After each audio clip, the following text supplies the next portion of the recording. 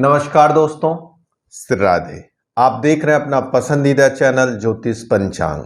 मैं अंशुल त्रिपाठी, आपका ज्योतिषविद एवं वास्तु शास्त्री। मित्रों, आज हम बात करेंगे चंद्रमा को दर्शन करने से लगने वाले दोष की। कहा जाता है, शास्त्रों के अनुसार यह चर्चा में हमेशा बना रहता है कि भाद्रपद शुक्ल पक्ष की चतुर्थी का चाँद नहीं देखना चाहिए। विद्वानों का कहना है कि जब से चतुर्थी शुरू हो और जब तक चतुर्थी तिथि रहे तब तक रहने वाले चाँद को नहीं देखना चाहिए।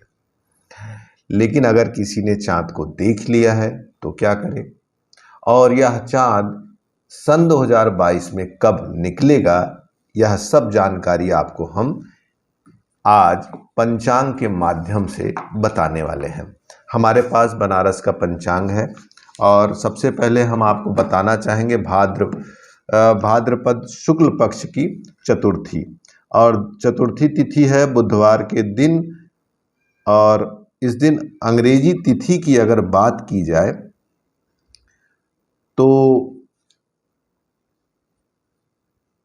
31 तारीख पड़ती है, लेकिन 31 तारीख को दिन में ही चतुर्थी समाप्त हो जाएगी।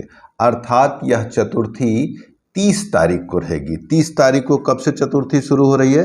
दिन में 2:32 पे 2:32 पे तृतीया समाप्त होती है चतुर्थी।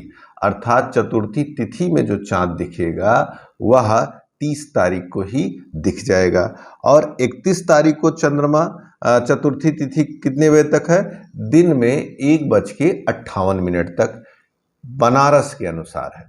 आपके अनुसार अगर आप इंडिया में हैं तो आधे घंटे, 45 मिनट, 25 मिनट, 20 मिनट का अंतर आएगा। लेकिन चाँद की बात की जाए तो वह चंद्रमा 30 तारीख को ही नहीं देखना है। पंचांग में साफ साफ लिखा है कि हरतालिका तीज व्रत के साथ साथ इस दिन चंद्र दर्शन करना उचित नहीं है। चंद्र दर्शन इस दिन निषेध माना जाता है। अब बात करते हैं कि चंद्र दर्शन मान लीजिए किसी ने इस दिन कर लिया तो उसको क्या करना चाहिए। जब आपने चंद्र दर्शन कर लिया तो शास्त्रों में भगवान श्री कृष्ण से जुड़ी हुई एक कहानी है। इस कहानी को सुनने मात्र से, इस कहानी को श्रवण मात्र से आपके ऊपर लगने वाला जो दोष होता है वह खत्म हो जाता है। भगवान श्री कृष्ण द्वारिका में सुखपूर्वक निवास कर रहे थे। उनकी द्वारिका में एक सत्रजित यादव नाम के आदमी ने भगवान सूर्य की पूजा की, तपस्या की। भगवान सूर्य उसके ऊपर प्रसन्न हुए और अपने गले से एक अद्भुत मणि निकालकर सत्रजित को सौंप दी। और यह मणि प्रतिदिन सोना देने वाली मणि थी, बड़ी सुंदर मणि थी, बड़ी अद्भुत मणि थी।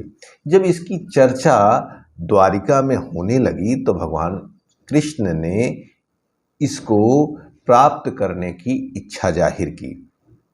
लेकिन सत्रजित ने यह मणि भगवान को ना देकर अपने भाई प्रसेनजीत को दे दिया। प्रसेनजीत जंगल में यात्रा के लिए, शिकार के लिए घोड़े पर सवार होकर चला गया। घोड़े पर सवार होकर गया तो कई दिन तक वापस नहीं आया।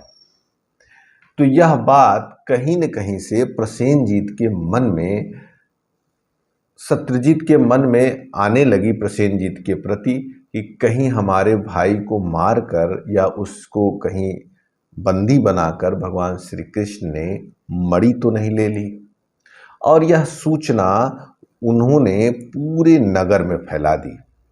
जब यह सूचना पूरे नगर में फैल गई, भगवान श्री कृष्ण के ऊपर यह आरोप लग गया कि उन्होंने मणि बिना उसकी इच्छा से हासिल कर ली। इस बात पर भगवान को थोड़ा सा चिंतन हुआ, मनन हुआ। उन्होंने कुछ सैनिकों की टोली लेकर जंगल की तरफ, जैसे पता कराया कि किस तरफ वह गया था मणि लेकर, जंगल की तरफ उन्होंने खोजना प्रारंभ किया।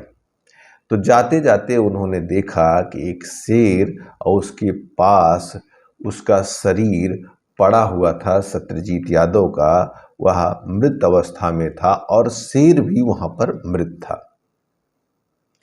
शेर और सत्यजीत को देखकर भगवान श्री कृष्ण को समझ में आया कि किसी तीसरे आदमी ने मणि को प्राप्त कर लिया है। तो जब ध्यान से देखा गया तो वहाँ एक रीछ अर्थात जामवंत जी के चरणों के निशान मिले।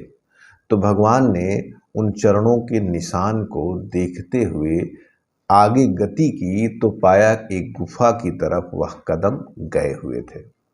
गुफा के अंदर जब प्रवेश किया तो देखा वहाँ एक सुंदर कन्या उस मणि के साथ खेल रही थी।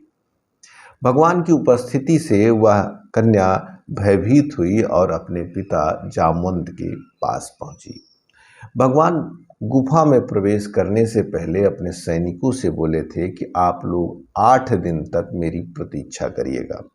अगर मैं 8 दिन तक नहीं आता हूं तो नगर में जाकर आप यह सूचना दे दीजिएगा। भगवान वहां गए तो उनके और जामवंत के बीच में युद्ध शुरू हो गया। जामवंत को लगा कि हमारी गुफा में कोई अपरिचित आदमी आया है जो हमारी चीज़ों को लेना चाहता है। दोनों के बीच में जब युद्ध चलना शुरू हुआ तो वह क्रमशः बढ़ते बढ़ते लगभग 20 से 21 दिन चला।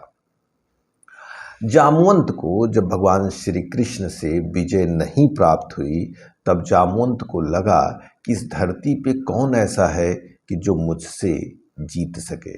तब उन्हें भगवान राम की वह बात याद आती है कि आपके साथ मैं मल्लयुद्ध लड़ूंगा और फिर मैं आपको राम रूप में दर्शन प्रदान करूंगा। तो जामवंत जी ने भगवान राम कृष्ण से निवेदन किया और फिर से कहा कि आप धनुर्धारी रूप में हमारे सामने आइए और हमको इस जीवन से मुक्ति प्रदान करिए। भगवान श्री कृष्ण ने साक्षात विष्णु रूप, भगवान श्री कृष्ण ने राम रूप में उनको दर्शन प्रदान किया। उनको ऐसा लगा कि अब मुझे अपना शरीर त्याग कर धरती से जाना चाहिए। तो उनकी एक जिम्मेदारी बची हुई थी जामवंती, जिसका विवाह उन्होंने भगवान श्री कृष्ण के साथ कर दिया। नगर में यह सूचना फैल गई कि कहीं न कहीं से भगवान अब वापस नहीं आ रहे हैं, लेकिन भगवान की लीला भगवान सुंदर रानी के साथ अपने नगरवासियों के सामने उपस्थित हुए और उन्होंने सारी बात बताई और फिर एक बार मणि वापस कर दी। सत्यजीत को मणि मिलने के बाद बड़ा दुख हुआ और अपने लगाए हुए लांछन और आरोप पे बड़ी आत्मग्लानि हुई। तो भगवान श्री कृष्ण ने स्वयं भाद्रपद शुक्ल पक्ष के चतुर्थी के चांद को देख लिया था, जिस कारण से उनके ऊपर यह आरोप लगा है। शास्त्रों के अनुसार कहा जाता है कि जो जातक भगवान के इस कथा को श्रद्धा पूर्वक सुनता है तो उसके ऊपर जो आरोप लगने वाला है वह समाप्त हो जाता है। कुंडली में अगर आरोप के योग रहते हैं, जैसे चंद्रमा राहु का संयोग हो, चंद्रमा शनि का संयोग हो, शुक्र मंगल का संयोग हो, 12वें या 8वें घर से संयोग हो, ऐसे तमाम योग होते हैं। अगर यह योग आपकी कुंडली में है तो आपको बिल्कुल सावधान रहना चाहिए, नहीं तो इस योग के नाते आपको चंद्र दर्शन का भी अगर आपने संयोग प्राप्त कर लिया तो यह दोनों मिलकर आपके जीवन में बड़ी बदनामी, बड़ी ग्लानि दे सकते हैं, जो आगे के लिए समस्या का कारण बन सकता है। तो आप कहानी को पूरे भाव के साथ सुने, भगवान श्री कृष्ण को ध्यान करके सुने, तो इससे कहा जाता है कि इस दोष की क्षमा याचना की जा सकती है। तो मित्रों, आज का वीडियो अगर आपको पसंद आया है तो लोगों को शेयर करिए, क्योंकि चंद्रमा जब बरबस या भूल चूक से दिखता है तो मन में बड़ी ग्लानि होती है। तो यह कहानी, यह वीडियो उसके मन के संताप को थोड़ा हल्का करेगा, एक सहारा बनेगा।